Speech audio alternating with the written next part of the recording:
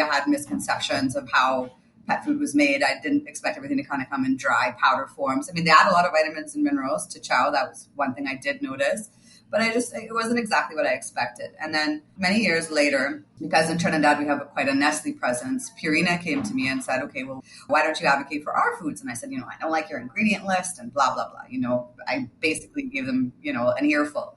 And what they chose to do, which was risky, but maybe clever, they said, okay, well, why don't you come and see where we make our food? And why don't you come and see where we do our research and development? And I said, okay, expecting again, very negative ideas in my mind. I thought I knew so much. I was so sure that I was going to go and, I already knew that I didn't like what they put in their food. And I went and, I got to tour this beautiful facility where they have all these animals and they run, routine blood work, and they've got all these pet handlers and they get to go for walks and they play with toys. And then I started to meet the veterinarians to do the research in this facility. And I thought, wow, what a cool job. Like, all I have to do is feed animals all day long. I love this, and they get to be taste testers. Like, this is fantastic. And I kind of asked this doctor, I said, what is your life like? And she said, well, I study poop. And I said, you do what? That's terrible. Like, what are you talking about? And she's like, yeah, I'm the person that gets to figure out if what goes in comes out. And it was a bit of a eureka moment for me. Because I said, what? Oh. And she said, yeah, well, it's all good. You can put anything you want in food. But if it can't be digested, it really doesn't matter. And I said, well, doesn't anybody check? Like, isn't there? So I know that we regulate what goes into the food, but don't we regulate whether or not it's absorbable? And she's like, no, absolutely not. And I thought about it and I thought, it's interesting. And the fancy brand that I went to before, they didn't do any of this stuff.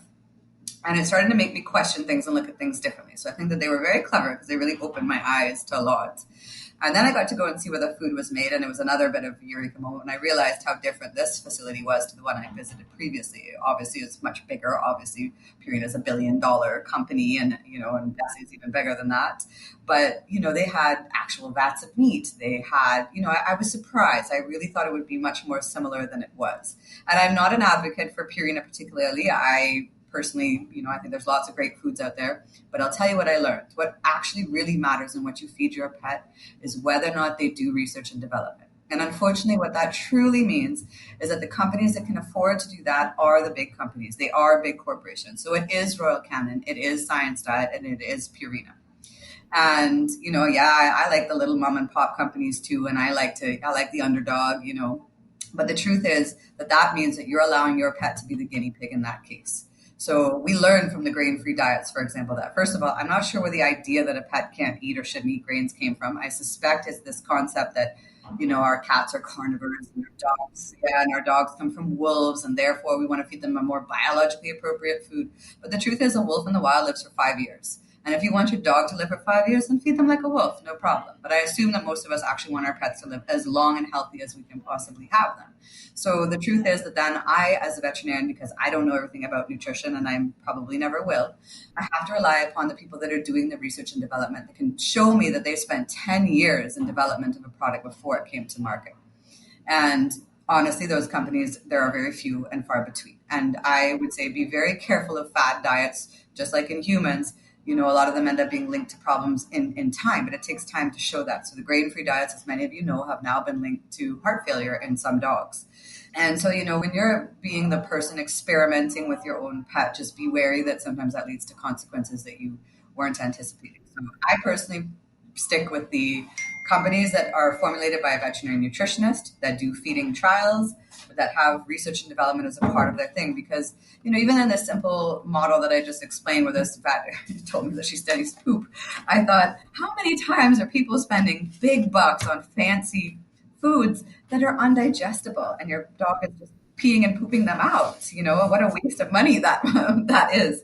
So, and again, there are gaps, especially in the cat nutrition, because I think that there's a lot of really terrible cat food out there. And unfortunately in Trinidad, we don't have access to some of the better higher end cat foods. We don't get any senior cat food. So anybody that has a senior cat, basically if you want to really feed your senior pet appropriately, you need to import food. Or I work with my clients to try to bring in specific foods for them and their pets. But it's a challenge, right? Again, it really is a challenge. It is. And so now we can switch to the dogs, and I will introduce this topic by relating a story that my husband told me. He was also a guest on the podcast. And he said when he was growing up, they had a dog in the yard. And he said the dog ate what they did. So basically, it ate human food. Now, that is a common practice here in Trinidad and Tobago where dogs and or sometimes cats eat what we eat or they have food cooked for them. How beneficial is that in your mind as a vet? Well, I think it's a language of love in Trinidad. It reminds me of Italian culture, right? So we like to feed people and we associate that with showing care. And I appreciate that very, very much from a cultural perspective. And I think it's really quite sweet. But the truth is, if you think about our human population, if we ate really, really well, like animals do on commercial foods, we wouldn't have diabetes. We would not have heart disease associated with cholesterol, right? So we have to be a little bit careful. And the truth is that unfortunately, like I work with a group called Pet Diets. They're veterinary nutritionists and they formulate appropriate home cooked foods for pets. But when you really look at it, you have to import the vitamin and minerals for them because you and I might take a vitamin or mineral. Are we giving that to our dogs, right? We might take a multivitamin to sort of, because we may know that we have gaps in our nutrition. We're not giving that to our pets, right? And a lot of the home cooked diets tend to be a carb and a protein. And again, this is not a balanced diet. And it's also very difficult for me. Like I have many clients that say, but I want to cook for my dogs. I appreciate that. I even have a client who built a kitchen just to make pet food. That's great. I appreciate her efforts and how much she loves her dog. But the truth of it is, you then need to import the vitamin and mineral supplement. And if you're going to follow a home cooked recipe, you need to follow it precisely to the ounce. Otherwise, you unbalance a balanced recipe. And honestly, the truth is, again and again, that, while it's hard because it's hard to sort of tease out all the bits and pieces, it appears in the grand scheme of things that pets fed commercial pet foods actually typically do better and live longer. So there's a great benefit to feeding a home cooked diet. On that note, though, I would say, especially to dog owners, it makes them really happy to share their meal with their dog.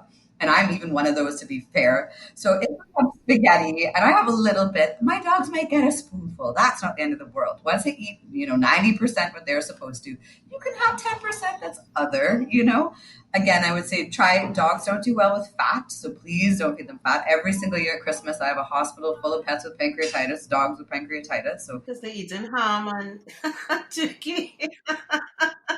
yes, and gravy and all the skin and all the fat. So we tend to use our dogs sometimes like a garbage disposal, which they're not. So please don't do that. And the other thing is bones, right? There's this old wives' tale that, give a dog a bone. But I see so much dental problems associated. The only thing harder than your teeth is cooked bones. Dogs are not designed to eat it. It does not benefit them in any way, shape, or form. But high fat diets, high carb diets, and bones are not good for dogs either. Wow. So what does a good dog diet look like? It's really hard because, again, to this day, I can look at a pet label and I can tell you how Trinidadians could curry a shoe and make it taste good. Well, dog food manufacturers could make a label look fantastic, right? And a lot of companies that have fancy bags are marketing to you, the pet owner, and they're not necessarily focused on like really the best nutrition, the most digestible, the most balanced diet for your pet. They're trying to sell you something. So I used to get really worried if I saw things like, byproducts. I thought, oh my God, that's horrible. I don't want to feed my dog a byproduct. But the truth is, byproducts include things like liver, kidney, bone meal, and those things are actually good. So not bone itself, but the meal in the inside and organ meats are good, especially for your cat. Cats actually require them in their diets. But even for your dog, they have some content that is really beneficial to them and more digestible sometimes. So and back in the day, humans used to eat a lot more of it than they do now. I like to tease Trinis that there's a lot of things that we eat that wouldn't even be allowed to be in pet food, which Yeah. which is a whole different story. But the truth is, don't be afraid of an ingredient list that you don't like. Once you know that diet was concocted by a veterinary nutritionist and that the company does research and development, those are the things you really need to trust. So the label, to me, at this point, I've learned it means very little. Okay, if I looked at the label and it says artificial color, it's probably not the pet food for me. I don't want to feed my pets. I don't like to eat it myself. I don't feed it to my pets, right? So there are certain things I might still look for. I look to see that it's got a long list of vitamins and minerals, but for the most part, pet companies are pretty good about adding those things. It's just whether or not they're digestible, and you can't know that from a label. You just can't. So it's not easy for the consumer. I know that. But I would say like the myth about the big corps being the big bad guys and they're trying to, I hear all kinds of crazy rumors, and I would say, try to use your science brain.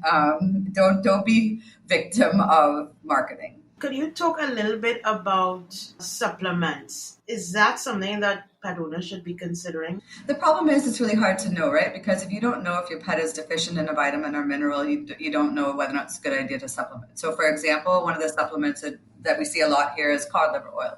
Now, cod liver oil in and of itself is omega fatty acids. I love omega fatty acid supplements, but cod liver oil actually has vitamin A, D, and E in it sometimes as well. And if you're feeding a good commercial diet and you add vitamin A, D, and E, you can actually have too much of those things. And vitamin E, a lot of them are vitamins you can't eliminate. So you can actually get into toxic levels. And they can actually do things like cause skin problems. So you need to be a little bit wary. I would say if you're on a good commercial diet, you don't need to supplement. If you're on a home-cooked diet, you need to be supplementing. But the question is, what supplement? And honestly, we do not get any supplements in Trinidad that are appropriate to add to home-cooked food. So it's not an easy question. I personally put every single pet that has arthritis on supplements for joints. I love additional omega fatty acids for skin disease, for kidney disease. I feel like that is a supplement I use a lot, but that's based upon veterinary recommendations. So I would talk to your vet before you go supplementing your pet's food. Generally speaking, animals on proper food do not need supplements. The other one that always drives me crazy here is everybody likes to give red cell. Animals are never iron deficient anemic that are on commercial pet food, right? Because they get all the iron they need in exactly the right quantity from their food. So there's actually never, ever, ever a reason to supplement iron in a pet food typically. I mean, yes, if your pet has a medical condition, possibly, but your pet's anemia is never based upon iron deficiency, except if it's not on a commercial diet. Every single bag of food, whether it's cat or dog, and even sometimes the lower end foods, still have lots of vitamin and minerals in it. If they're manufactured in their states, they are required to have a minimum level of supplements needed by pets in those foods. So once you're buying commercial pet food, you definitely typically don't need to supplement. You certainly don't need to supplement iron. Typically, you definitely, shouldn't need to supplement most vitamins and minerals in the diet, other than maybe a few non-essentials like omega fatty acids or glucosamine, chondroitin, etc. Could you go over the list of the don'ts, what we should not be feeding our pets? Sure. I think bones would be top of my list. And if you don't believe me, there's a really good website called veterinarypartner.com. It's where I send all of my clients for more information on their pets. And there's a really good article called Bones Are Not for Dogs. And the other things that, again, I think we should be wary. Well, we shouldn't feed are grapes, raisins, onions, and garlic. I've actually had a client, unfortunately, kill his puppy with garlic because I think a lot of people think that garlic, and it is antibacterial, antiviral, etc. So he thought it was a good idea to give a small puppy a clove of garlic, and it died. Oh. Yeah. So unfortunately, it can cause a blood thinning type reaction. And in a small dog, a clove, especially of raw garlic, is enough to kill them. So that's a don't. In cats, the list is fairly similar. So you really don't want to give too many things to your cat other than maybe a little piece of chicken or something if you're eating it. If you must, give them other things besides their pet food. Obviously, the big killer in cats that I've seen are things like Panadol, Tylenol. Don't give your cat any sort of meds other than ones prescribed by your vet. But, and same sort of list, like you don't want to give a cat garlic. Not that they would eat it. Exactly. Dogs are clear what they would eat. Chocolate, I've had quite a few chocolate toxicities in dogs. Dogs love chocolate for some reason, but it is very bad for them. But like, again, veterinarypartner.com has a really good list of, toxins and things like that to stay away from. And very quickly, the birds, what is the main issue that you wanted to raise with them? Well, as I'm sure you know, we've got a lot of sort of historical tradition in Trinidad that actually is killing our birds.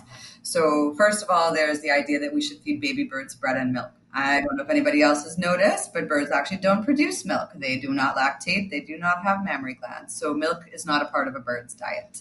And actually feeding them a combination of bread and milk when they're babies sets them up for lifelong problems. So please, if you have a baby bird, please go to a pet store and buy a proper baby bird powder formula is how it usually comes that you will mix up, okay? Bread and milk is no. That's how to kill your bird fast. You may not kill it, but it will have long-term life health problems associated with being raised like that. And I'm so, in my 15 years here, I'm really getting, it breaks my heart to see them. The other thing is sunflower seeds are not for birds. Really? Yes, really. I didn't know that, you see. Yes. Again, great website, veterinarypartner.com. The first line when you look up hair nutrition is, long gone are the days that we think that, seeds are the right way to feed a bird.